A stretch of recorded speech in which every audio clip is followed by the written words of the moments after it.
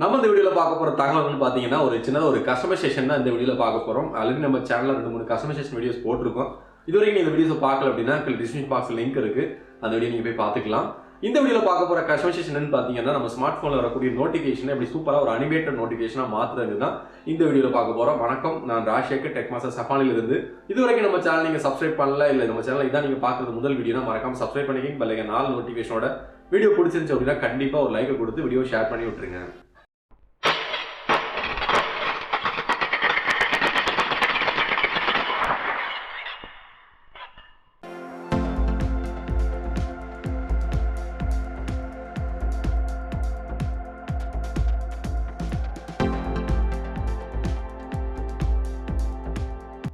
இந்த மாதிரி நம்ம ஸ்மார்ட் ஃபோனில் நம்ம கவனிக்காமல் இருக்கக்கூடிய நேரங்களில் நடக்கக்கூடிய சில விஷயங்கள் நம்ம தெரிஞ்சுக்கிறதுக்காக ஒரு நோட்டிஃபை பண்ணுறதுக்காக ஒரு அப்ளிகேஷன் ஒன்று பயன்படுத்த போகிறோம்.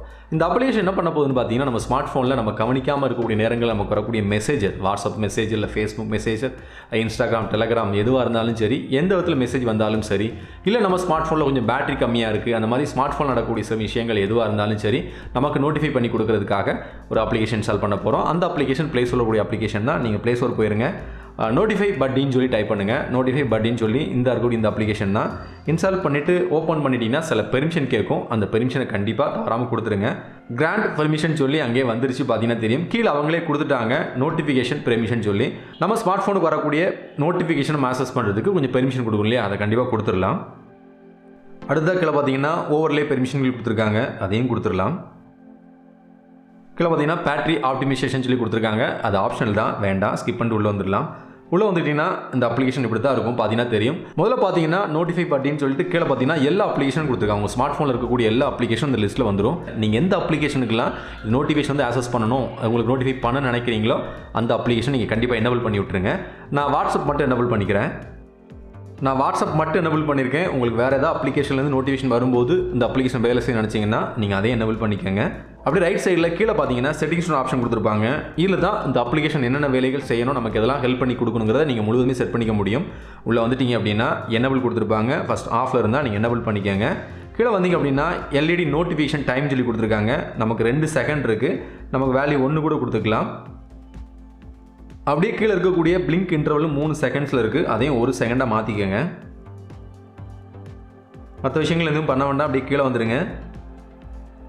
கீழே வந்தீங்கன்னா நோட்டிஃபை பார் மிஸ்டு கால்னு கொடுத்துருக்காங்களே, இதை எனேபிள் பண்ணிக்கலாம். உங்களுக்கு ரீட் பண்ணி பார்த்துட்டு உங்களுக்கு எந்தெந்த விஷயங்கள் வேணுமோ நீங்கள் கண்டிப்பாக எனேபிள் பண்ணிக்கோங்க. பக்கத்தில் இருக்கக்கூடிய மொபைல் சும்மா இருக்கு இல்லையா, அதில் கண்டினியூ பண்ணலாம். அதில் செட்டிங்ஸ் போயிடலாம். அப்படியே கீழே வந்தீங்கன்னா 2 முக்கியமான செட்டிங்ஸ் கீழே தான் இருக்கும், பார்த்தீங்கன்னா தெரியும். பொசிஷன் அண்ட் எல்இடி சைஸ்னு ஒரு ஆப்ஷன் கொடுத்துருப்பாங்க. அப்படியே கீழே பார்த்தீங்கன்னா எல்இடி ஷேப்னு சொல்லி, எல்இடி ஷேப் பார்த்தீங்கன்னா காமனாக சர்க்கிள் இருக்குது. பட் உள்ளே வந்துட்டிங்கன்னா நிறையா ஃபியூச்சர்ஸ் கொடுத்துருக்காங்க, பார்த்தீங்கன்னா தெரியும் உங்களுக்கு. ஹார்ட் கொடுத்துருக்காங்க, ஹார்ட் அவுட்லைன் கொடுத்துருக்காங்க, ஸ்டார் கொடுத்துருக்காங்க, ஸ்டார் அவுட்லைன் கொடுத்துருக்காங்க. அப்படியே கீழே பார்த்தீங்கன்னா அயன்மேன், சூப்பர்மேன், மெரினோ எல்லாமே கொடுத்துருக்காங்க, பேட்மேன் முதல்ல எல்லாமே கொடுத்துருக்காங்க. இது இருக்கக்கூடிய சர்க்கிள் தவிர நீங்கள் வேறு ஏதாவது எனேபிள் பண்ண நினச்சிங்க அப்படின்னா, இந்த சூப்பர்மேன் எக்ஸாம்பிள் பேட்மேன் டேப் பண்ணிங்க அப்படின்னா இது ப்ரீமியம் ஃபீச்சர்னு சொல்லி கொடுத்துட்டாங்க. நீங்கள் ப்ரீமியம் காசு கொடுத்தா மட்டும்தான் யூஸ் பண்ண முடியும்னு சொல்லி. ஒருவேளை நீங்கள் ஃபஸ்ட் டைம் யூஸ் பண்ணுறீங்க அப்படின்னா நீங்கள் ஃப்ரீயாக பயன்படுத்திக்க முடியும். லேண்ட்மோர் கொடுத்துட்டீங்க அப்படின்னா உங்களுக்கு ஒரு வாட்ச் ஆட் கொடுத்தீங்கன்னா அந்த ப்ரீமியம் ஃபீச்சர் உங்களுக்கு கொடுத்துருவாங்க. ஒரு ஆட் பார்த்துடலாம், பார்த்தீங்கன்னா தெரியும். இப்போ நான் பேட்மேன் ஆட் பண்ணிக்கலாம், பார்த்தீங்கன்னா தெரியும் எனக்கு பேட்மேன் ஆட் ஆயிடுச்சு. அப்படியே வெளியே வந்தீங்கன்னா இப்போ அந்த 2 செட்டிங்ஸ் நம்ம பண்ணி ஆகணும். என்னென்னு பார்த்தீங்கன்னா அந்த பொசிஷன் அண்ட் எல்இடி சைஸ்ன்னு சொல்லி இந்த நோட்டிஃபிகேஷன் வந்து உங்களுக்கு எந்த இடத்துல வரணும்னு சொல்லி, அதுவும் என்ன சைஸில். இப்போ 30 கொடுத்துருக்காங்க, 190 சேஞ்ச் பண்ணிக்கிறேன், பார்த்தீங்கன்னா தெரியும் உங்களுக்கு, பெருசாக தெரியும் பார்க்குறதுக்கு. நீங்கள் ஓகே பண்ணிக்கலாம், சேவ் கொடுத்துருங்க. சைஸ் செட் பண்ணியாச்சு. கீழே பார்த்தீங்கன்னா ஒரு பால் மாதிரி கொடுத்துருக்காங்களே, இதில் நீங்கள் பொசிஷன் செட் பண்ணிக்கலாம். நீங்கள் எந்த இடத்துல வேணும் நினைக்கிங்களோ அது தகுந்த மாதிரி நீங்கள் பொசிஷன் செட் பண்ணிக்கலாம். செட் பண்ணிட்டு சேவ் பண்ணிட்டீங்கன்னா சேவ் பண்ணிக்கலாம். கீழே இருக்கக்கூடிய ஷேப்பையும் நீங்கள் மாற்றிக்கலாம், பொசிஷனிங் எல்லாமே நீங்கள் சேஞ்ச் பண்ணிக்கலாம். இவ்வளோ தான், நீங்கள் எனேபிள் பண்ணிட்டீங்க.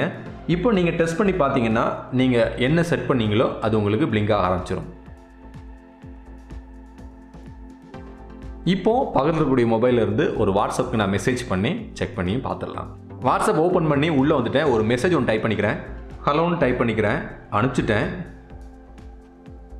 பார்த்தீங்கன்னா தெரியும் அங்கே நோட்டிஃபிகேஷன் வந்துருச்சு. அந்த இன்டர்வல் எவ்வளோ இன்டர்வல் கொடுத்துருந்தோமோ அந்த இன்டர்வலை கனெக்ட் பண்ணி அது பிளிங்க் ஆகிட்டே இருக்கும். நீங்கள் எந்த அப்ளிகேஷனுக்குலாம் நோட்டிஃபிகேஷன் ஆக்சஸ் பண்ணுறதுக்கு பெர்மிஷன் கொடுத்துருக்கீங்களோ அந்த அப்ளிகேஷன்லேருந்து எந்த மெசேஜ் வந்தாலும் சரி நீங்கள் இந்த மாதிரி ஒரு நோட்டிஃபையை கண்டிப்பாக காணலாம். பேட்டரி சம்மந்தமான விஷயத்தையும் செட் பண்ணிக்கலாம்னு சொல்லியிருந்தோம். கீழே பார்த்தீங்கன்னா மினிமம் பேட்டரி லைஃப்னு ஒரு ஆப்ஷன் கொடுத்துருக்காங்க, பார்த்தீங்கன்னா தெரியும். 0ல் இருக்குது பார்த்தீங்கன்னா தெரியும். இதில் நீங்கள் எத்தனை பெர்சன்டேஜ் வந்த பிறகு உங்களுக்கு நோட்டிஃபை வேணும்னு நினைக்கிங்களோ அத்தனை பெர்சன்டேஜ் நீங்கள் செட் பண்ணிக்கலாம்.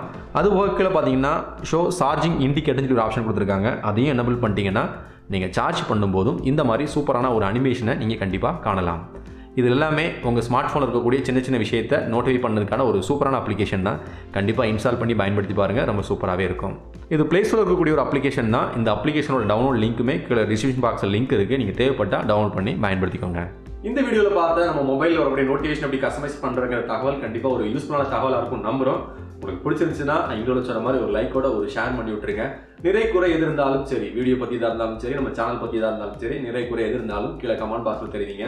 மீண்டும் நல்லதோட சந்திக்கும் வரைக்கும் நான் ராஜசேகர். நன்றி.